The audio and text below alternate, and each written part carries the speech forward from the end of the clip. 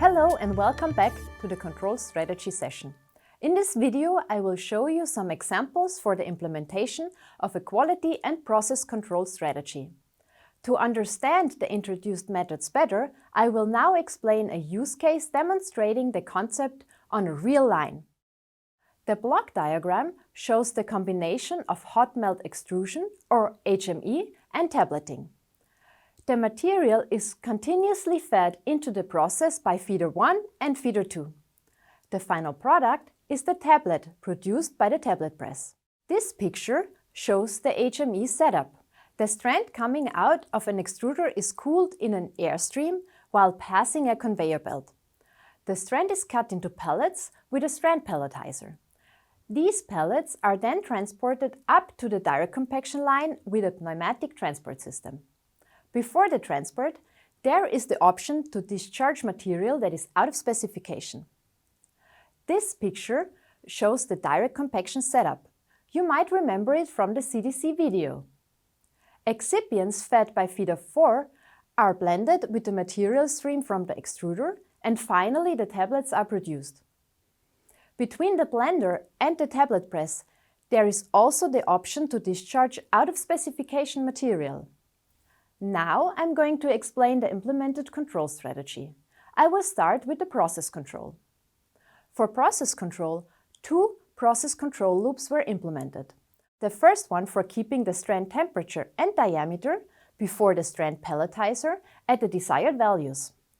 This control loop uses pelletizer intake speed and airflow rate of the cooling track to adjust diameter and temperature of the strand.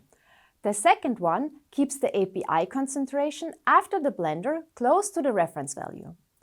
This control loop adjusts the ratio of feeder 3 and feeder 4 on top of the tablet press in order to keep the API concentration after the blender at its reference value. This is based on the signal from the NIR probe installed after the blender. Now I will introduce the quality control strategy. In terms of quality control, 2 discharge locations are available. One after the strand pelletizer and another one after the blender. For each of them, the discharge decision can be triggered by the respective NIR signal. The second NIR probe is mounted after the extruder outlet. The respective discharge algorithm then performs the discharge action for both points. Additionally, a mass flow controller needs to be in place, which is part of the process control strategy. This controller is necessary to ensure that none of the unit operations are overfilled with material or running dry. For that purpose, different approaches are commonly used. For example, a master-slave concept. This approach defines one of the unit operations as master, for example, the total inlet mass flow rate of the HME line. The remaining unit operations automatically adjust their throughput in order to keep all the buffer and hopper fill levels close to their desired values. Another control concept for the mass flow is to allow mass flow variations in all unit operations in order to keep the buffer and hopper fill levels within their bounds. This diagram shows some selected signals for the mass flow control of this line. On top you see the API concentration after the blender in the direct compaction part. There are 2 disturbance events, which cause a deviation of the concentration from the reference, one at 70 minutes and the other at 90 minutes.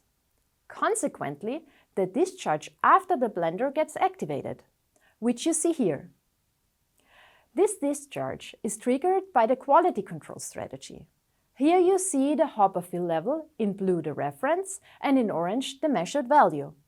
Immediately after a discharge is happening, the hopper fill level decreases. The process control loop of the tablet press consequently automatically decreases the tablet press rotor speed, which you see here.